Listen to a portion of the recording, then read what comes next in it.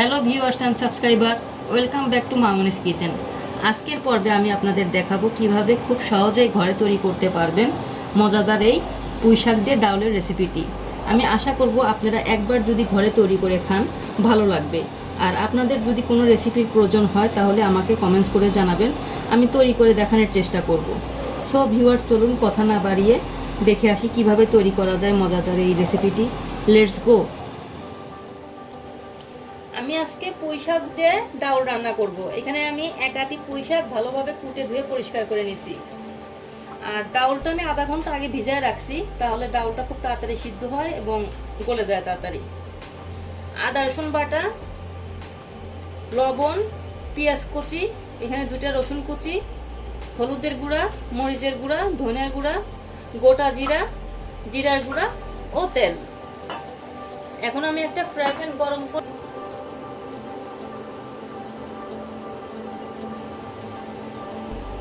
এখানে আমি কিছু রসুন কুচি দিয়ে দিচ্ছি।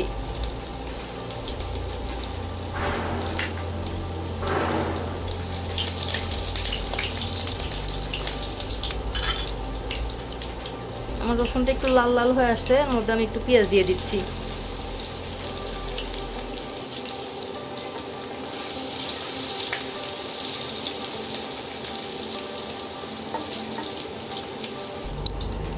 আমার পেঁয়াজটা লাল হয়ে গেছে, এখন আমি এর ভিতরে 2.5 চামচ লবণ দিয়ে দেব।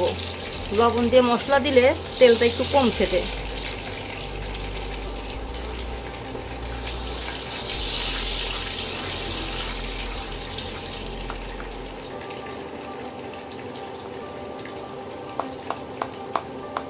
এখন এর মধ্যে আমি 2 চামচ না 1.5 চামচ আদা রসুন পেস্ট দিয়ে দিলাম।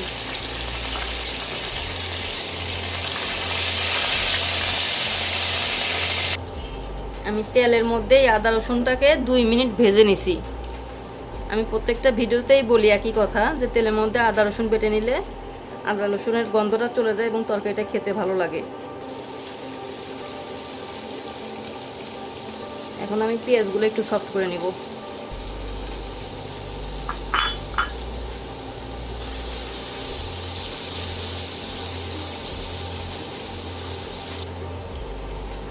আমি বাদ বাকি রসুন কুচিগুলোও দিয়ে দিচ্ছি। আমি এখানে 2টা দেশি রসুন কুচি করে নিয়েছিলাম, প্রথমে তেলে একটুখানি দিছি, বাদ বাকিটুকু এখানে দিয়ে দিলাম।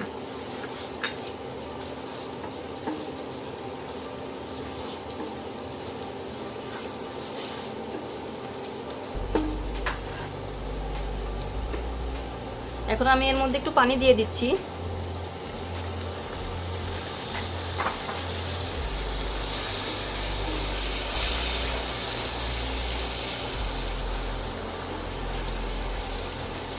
গুঁড়া মশলাগুলো দিব।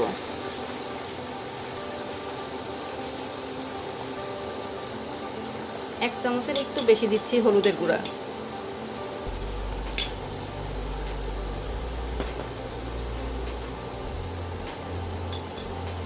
দুই চামচ দিচ্ছি মরিচের গুঁড়া।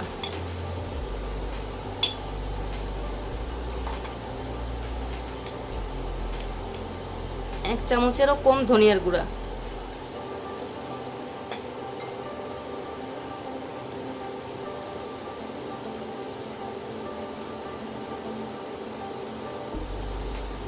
এখন আমি 2-3 মিনিট মশলাটাকে কষায় নিব। আমার মশলাটা কষানো হয়ে গেছে, এখন আমি ডাউলগুলো দিয়ে দিচ্ছি।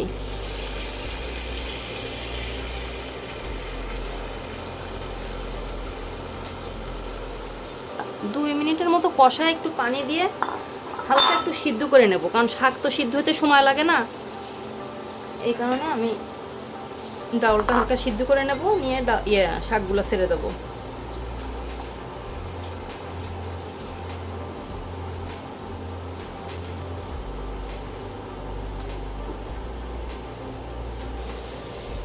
এখন একটু পানি দিয়ে দিচ্ছি শুধু ডাউলটা সিদ্ধ হওয়ার জন্য।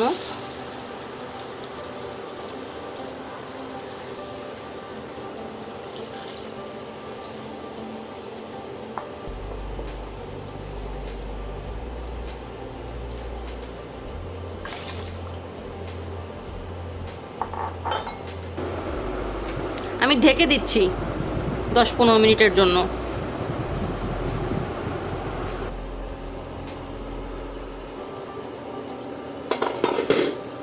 দেখেন আমি যে পানিটুক দিয়ে ডাউলটা ঢেকে বসায় রাখছিলাম, আমার ডাউলটা সিদ্ধ হয়ে গেছে খুব সুন্দর।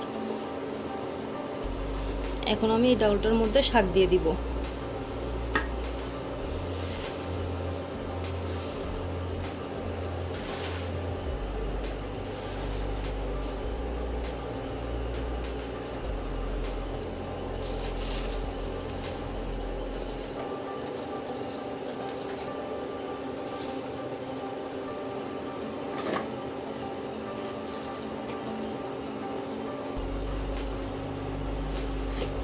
শাকটা দিয়ে আর ঢাকা দিবেন না, তাহলে শাকের কালারটা নষ্ট হয়ে যায়।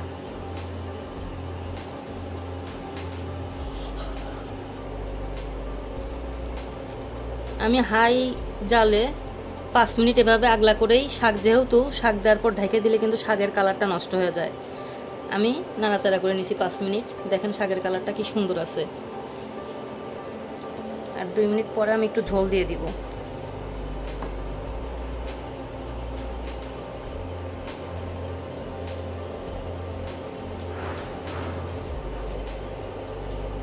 এখন আমি অল্প করে ঝোল দিয়ে দিচ্ছি, বেশি দিবেন না পানি,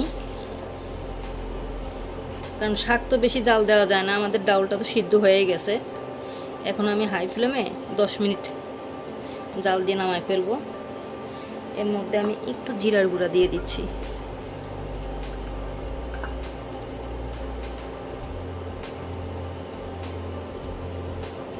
আধা চামচ পরিমাণ।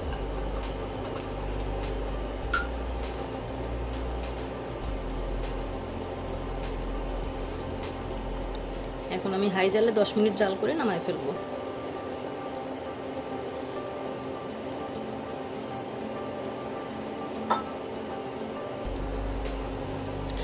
দেখেন আমার শাক রান্নাটা হয়ে গেছে, শাক দিয়ে ডাউল রান্না। এ পর্যায়ে নামানোর আগে আপনারা লবণটা চেখে দেখবেন, আমার লবণটা ঠিক আছে। এখন আমি নামায় পরিবেশন করব। সো ভিউয়ার্স, আজকের এই রেসিপিটি কেমন লাগলো অবশ্যই আপনাদের মূল্যবান মতামত জানাবেন। লাইক, শেয়ার, কমেন্টস করে পাশেই থাকবেন। আপনারা যদি আমার পরবর্তী ভিডিওগুলো পেতে চান তাহলে অনুগ্রহ করে সাবস্ক্রাইব করে রাখবেন এবং পাশে থাকা বেল আইকনে প্রেস করে রাখবেন। ধন্যবাদ সবাইকে।